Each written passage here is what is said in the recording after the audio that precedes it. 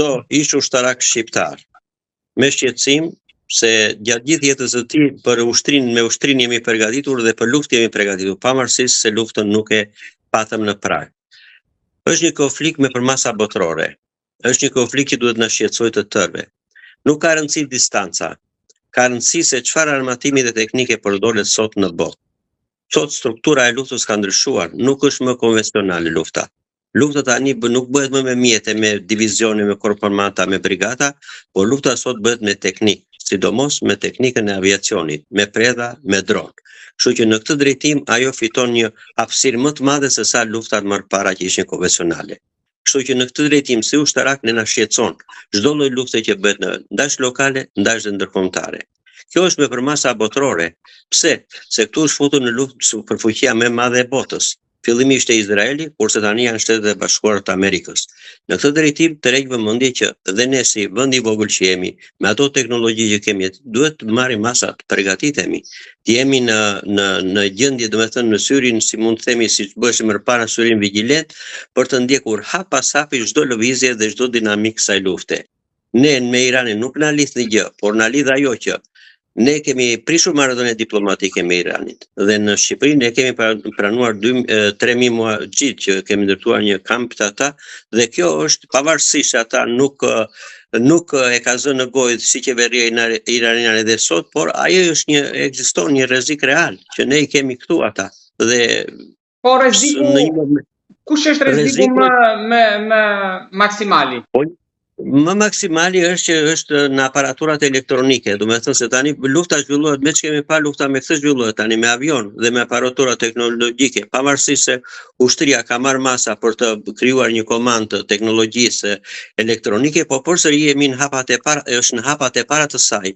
Kështu që në këtë drejtim kjo është ekzistenca që ne një blokadë në doli në Albania dhe u morëm mjaft të dhëna që na i mori. Edhe sot kjo mund bllokohet dhe bllokon tërë sistemin elektronik në Shqipëri. Kjo premis është prezente në çdo kohë. Pra, bota është e avionit B2 edhe teknologjia mjaft e lartë, kurse ne jemi tek Ne jemi ende larg së qenie. Ne përparime ka bërë Shqipëria dhe forcat e armatosura në teknologji kanë krijuar sisteme, organizma të tilla, po jemi në hapat e parë, si mund të themi, dhe nuk e përballojmë dot një fuqi të madhe siç është lufta që po zhvillohet atje. Po, kush është kapaciteti, domethënë kryesor që ne kemi ose më e mira e mundshme? Ku jemi më mirë? Po ne më mira mundshme është ne te fuqia, do të thënë ne kemi fuqi njerëzore, do të thënë kontingjentet që janë përgatitura sot janë të përgatitur mirë, janë të aftësuar, se kemi marrë teknikë dhe nga bota dhe këtu në Shqipëri dhe janë bërë, do të thënë ushtarakët, në oficerët dhe oficerët që kemi neve janë të përgatitur në këtë drejtim. Ka një përmirësim të dukshëm dhe teknologjia tek ndërhyrja toksore jemi mirë për ta përballuar. Po, për të përballuar. Kurse pjesën ajrore, detare dhe të tjerat jemi dobët. Pjesën ajrore detare ajo dihet tani që dhe kryeministri kemi lënë fillimisht ne na kishte Italia, e ka dhe Greqia. Tani siç morëm vesh ose me këta kryeministrin ja ka dhënë një pjesë edhe për ta ruajtur dhe Franca. Pra, gjithmonë nisim në ato që jemi antar të NATO, hapësira jonë është e vogël. Tëra këto dhe në mënyrë të rim na kanë ata, do të thonë sidomos Italia dhe Greqia. Po në një rast hipotetik, çfarë mund të përballonim ne, sa orë mund të rezistonim?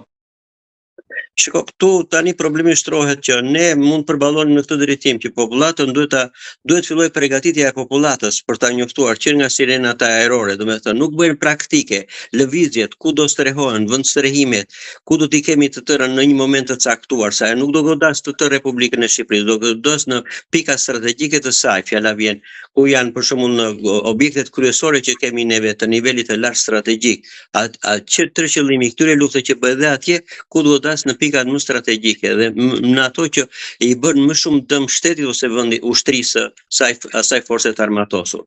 Kështu që në këtë drejtim mendoj që edhe për popullatën më e pambrojtur në çdo vend është populata civile dhe kjo nuk është e organizuar, sidomos tek neve mbas prisjes sistemit të socializmit është e paorganizuar në këtë drejtim dhe e pa përgatitur. Janë 35 vjet që ka kaluar nga fillimi i demokracisë. Do të thënë, ai që ka lindur në sistemin e demokracisë nuk ka prekar me dorë, nuk ka qenë në stërvitje, nuk ka bërë një përgatitje vetmore individuale. Nëse do diçka me njëherë njerëzit bëhen kurioze dhe ngrihen lart, jo të ulen poshtë, fjala vjen ose të gjejnë një vend sërim për të futur.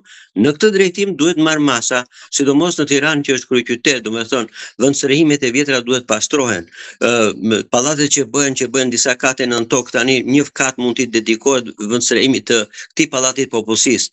Parkinget që kemi në Tiranë në çdo gjë duhet të kenë vende apostafat për popullsinë civile në një moment. Pra ta bëjmë si Izraeli që të kemi një dhomë sigurie, ata kanë një dhomë sigurie për çdo apartament, ne të kemi për çdo pallat.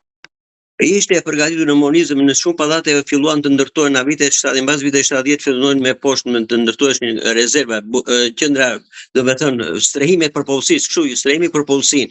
Edhe çdo pallate kishte poshtë pallatit, dote sirene ajrore apo ndonjë gjë, janë bërë dhe stërvitje më parë. Kurse sot ne nuk i kemi këto gjëra. Dhe kjo vlen shumë për të dëshiruar. Kështu që qeveria duhet krijojë se s'bën institucione ose të marrë masa, bile për mendimin tim duhet ne kemi përvojë që nga lufta e dytë botërore që komandat ushtarake të vendit bën një punë shumë të organizuar në këtë drejtim për mbrojtjen dhe mbrojtjen e popullsisë. Ne nuk e kemi njësitë administrative, ndash bashkinë, ndash njësitë administrative kudo që janë, duhet marrin se s'bën masa në lidhje me këtë drejtim. Jo themi jemi të garantuar dhe çdo gjë shikojmë te NATO. NATO është një nocion që është një fuqi e madhe, po është komandat i ka shpërndarë në tërë vendat, në tërë vendet e botës, atje ku ka ngritur, ku ka antarët e saj. Kështu që jo neve jemi të mbrojtur edhe s'na bën gjë NATO, po hapësira ajrore, hapësira zotrohet kur të duash nga dronët ose nga avionët që fluturojnë mbi qiellin tonë.